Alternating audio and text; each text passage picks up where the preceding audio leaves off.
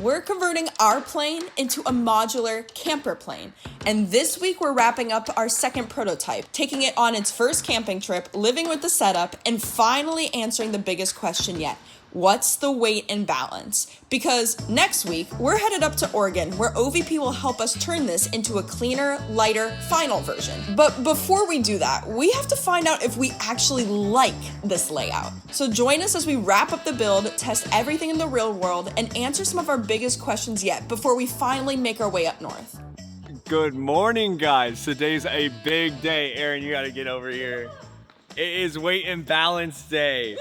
Yeah. But also like so terrifying, because if this is not in weight and balance, we're gonna have to redo everything. We intentionally got this airplane because of its ability to carry a ton of weight. So today's a big day because we are finally figuring out how much does this stuff actually weigh, how is it gonna affect our CG, and all the questions in between. We have coordinated getting scales here in the hangar. We're going to actually do a full weight on the plane and then weigh individual items and measure their datums so that way we can have a true weight and balance.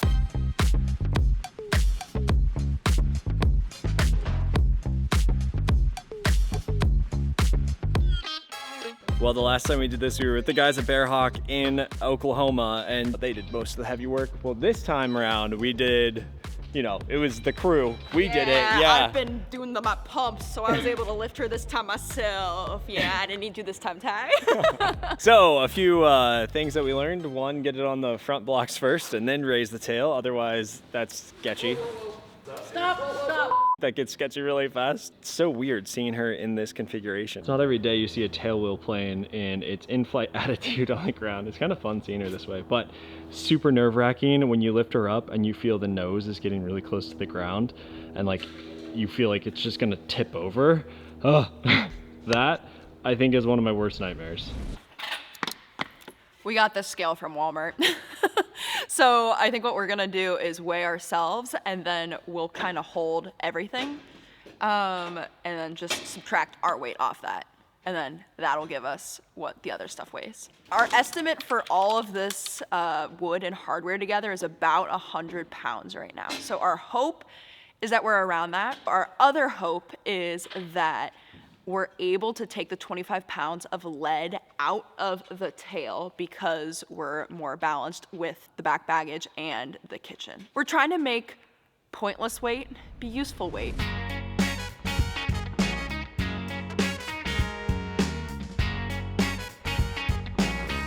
We made this in 66.8 pounds. And our 2-pound tent comes in tomorrow. Hey, let's go. hey, Let's go. hey. Let's go. Let's go. I literally can't process this. I can't process this either. Well, that was really exciting. I think we got a little bit more to do. So since it is coming up on the late hours again, I think we're gonna finish up a few things, put the kitchen, install everything. Other than that, I'm basically just gonna clean up for the night so that we can like move out of the hangar. Wild that we're at this point. It's been a productive and successful day. So we'll see y'all in the morning. I cannot believe we are wrapping up this build right now. The community that has allowed us to be here has been amazing. John, Volare, Hangers, thank you so much. Thank you so much. For allowing us into your beautiful space for more than 3 days. It was more like 3 weeks. Yeah, more than you signed up for, so thank you. Ready to rip out of here? Can't believe she's done. Yeah, let's rip out.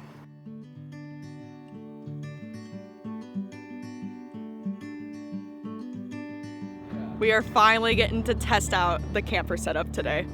I'm so excited. We did the weight and balance and everything is good to go. We'll tell you guys a little bit more about that once we get to Grapevine. But first we gotta load our girly up and then get going. This is crazy. I know. So I've been planning for so long to actually see it all done, loaded up, ready to head out. Wild. Terminal 3 Echo Papa, right turn eastbound approved, runway 4 right, clear for takeoff. Right turn eastbound approved, 4 right, clear for takeoff, 3 Echo Papa.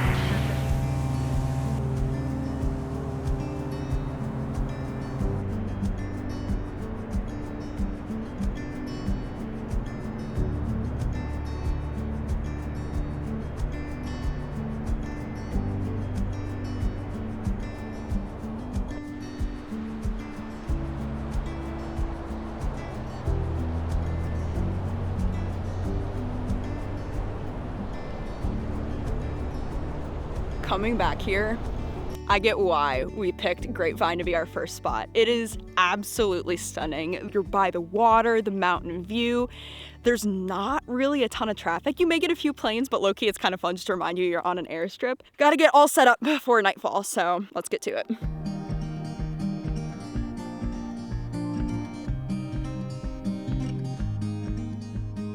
We've introduced you guys to Jeff. He's building a Bearhawk 5 out of a hangar right next to where we were in Pegasus while we built out the camper plane. And him and his wife were the kindest. Him and Lisa brought us over this bottle of wine and one other. It's a 70th anniversary U2 commemorative bottle. And they were like, here, to start your journey. So Aaron and I, on our first night of our journey, are gonna pop this bottle to kind of like remember the very start. So this is a very special bottle. Thank you so much, Lisa and Jeff. This is the kindest.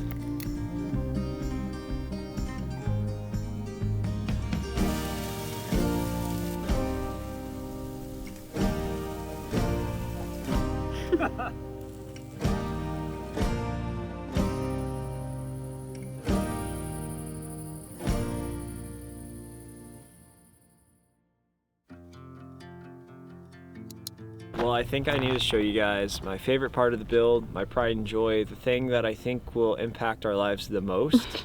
Why don't you come in here really quick? The cup holders. Are you freaking kidding me? Look at these. Oh, look at those right there. Wow. Yeah, really happy about those. So even if the whole setup didn't work, we got cup holders, so that's what matters. I can't tell you how many times this man has been talking about these freaking cup holders. Show us your other favorite parts. Okay, so I think the crown jewel of this entire build is gotta be the kitchen. To be able to land, pull out the kitchen, and just light up the fire and cook steaks last night was incredible. So this guy just pulls out the side, it flips over, and lo and behold, you have your stove. You can just turn it on and crank it up right here. Over here, we have like kitchen storage. So we can just take the kitchen sink out. We have a bunch of storage under here. Plates, knives, forks, bowls, all that. Spices on this side. With cooking last night, I mean, it's definitely something new to get used to because you're like, okay, how do I work around a smaller surface? But really functional, and it worked pretty well. Also, like, heat around here, we were cautious. We were like, okay, like, let's make sure it's not gonna get too hot next to the bird. And honestly, like, you couldn't even feel heat like this far around it. So yeah, you really couldn't. Really, really nice. And I think this stove is incredible too. I'm gonna geek out a little bit. This thing's 80 bucks on Amazon. It has legs built in. It has like storage for the canister itself, which is magnets underneath it. And it's super lightweight. It's like 4 pounds for the entire thing. So that's really nice. Right now, we have this Dometic water faucet, which it has its own little pump. So we just plug this into a water supply, turn it on, and then you have running water at a sink or brushing your teeth or something like that. Moving in, right back here, we have another bit of storage. So underneath where the kitchen sits in here, and we're using that kind of like a pantry. So like bananas are back there right now, our oatmeal, paper towels, chips, stuff like that. That all goes under there. Moving up, we have two big cabinets or two big boxes. And both of these have they're like labeled Aaron's and Paul's. So Aaron has this one, and in here, we got a bunch of these packing cubes to put in. Keeps all of our stuff organized, and it keeps it more compact as well. Moving on up, we have the fridge. The fridge is a Dometic CFX5. It's a 35 cubic liter or something like that. It's been plugged in now to the battery pack for almost 24 hours, and it's keeping everything right at 40 degrees.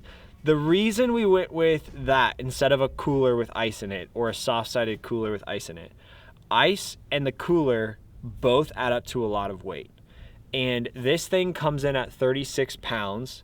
There's no ice required. When you put a Yeti in here with ice, you're closer to 50 pounds. This gives us less weight, but more capacity in the long run. The third box, we're calling it box A, the one underneath the fridge, we're keeping things that we won't access as much. So like all the tools for the plane are under there, towels to clean the plane. So think more maintenance, cleaning supplies, things less used is going underneath the fridge. Also heavier things. Our toolkit is 22 pounds. So we want that as far forward as possible in the CG. So that is going underneath the fridge as well. Okay, so now Welcome to Paul's crib. I really think we could make this into like a little couch or something. I think this would be sick. That's what I'm saying. Yeah. Where are the throw pillows? Get your cushions, girl. Yeah. All right, so right up here we have Starlink installed in, and that's just gonna live there. Like,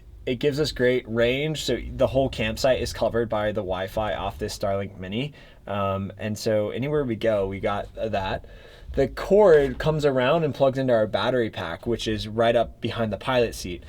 The most weight, the heaviest items in our build are the battery pack and the fridge. The battery pack is 31 pounds, and it lasts probably 24 to 48 hours with supplying the fridge, the Starlink, and then also charging our batteries. On the battery front, we have a Yoshino 2000. It's a semi-solid state battery. It's one of the lighter weight batteries on the market, and it gives us 1,500 watt hours of battery, which I don't really know what that means, but it's a bigger capacity battery from what I understand. Anyway, we are pulling all electricity off of that and nothing from the aircraft itself. So two completely separate electrical systems.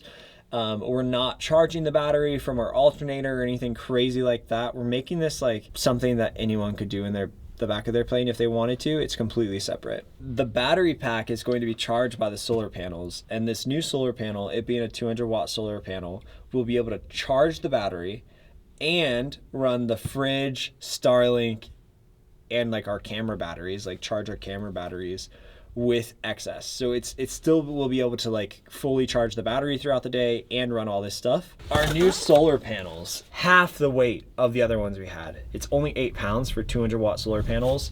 We haven't used them yet, but we were happy to find a lighter weight solution that will hopefully replace the heavier one that we had. And they take up way less space than So the other much ones. less space. Okay, and then behind the passenger seat, we have all the tie downs, the gust locks, items that we need regularly on every landing for the plane. I think the last spot to really go through is the aft baggage. This was like the biggest add to the aircraft, I'd say. It was a ton of space that wasn't used in this airframe. There's so much space back here. It's essential that we have it because a lot of the bulky stuff can go back here. So right now we've been storing our air mattress, sleeping bags, blankets. We have our moonshade back here, extra shoes. And that all gets to just go ahead and cozy on back there. When this door shuts in flight, the kitchen blocks it, so nothing can come forward. We were gonna put a lock here, but I don't even know that we need to. There's really no rattling going on, and the kitchen fully blocks it. So if anything were to punch forward in, like, let's say a hard landing or something, it's completely shielded from coming forward to us. I think that's really the interior of the plane, though. It's nothing crazy complicated, but surprising features, like, for example, being able to store everything away and have everything put away, like all of Aaron's and my clothes in here, all of the food is put away. In flight, there's nothing back here. It looks like nothing's in the plane because you just have the floor and nothing on top of it. So first of all, it's really clean, but secondly, it's really safe in flight because these have hinges on them to where they're not coming up. So if we hit turbulence or something, everything's staying down. All right, now coming over to the tent, our home right here. So I went ahead and chose a teepee tent with the sole purpose of being able to attach it to one point on our wing. We have a suction cup on the top of the wing right here that it just hooks into, and then we stake out this tarp, and then you have a tent. It's so easy and it's crazy lightweight. These on average are like 1.5 pounds. So a really lightweight and functional shelter. And it worked really well. Like in this tent, we had plenty of space. Aaron and I both were super comfortable. It's shielded from the wind. We've been talking through, like, night one went really well. My Garmin sleep score was 94. So I mean, clearly we did something right.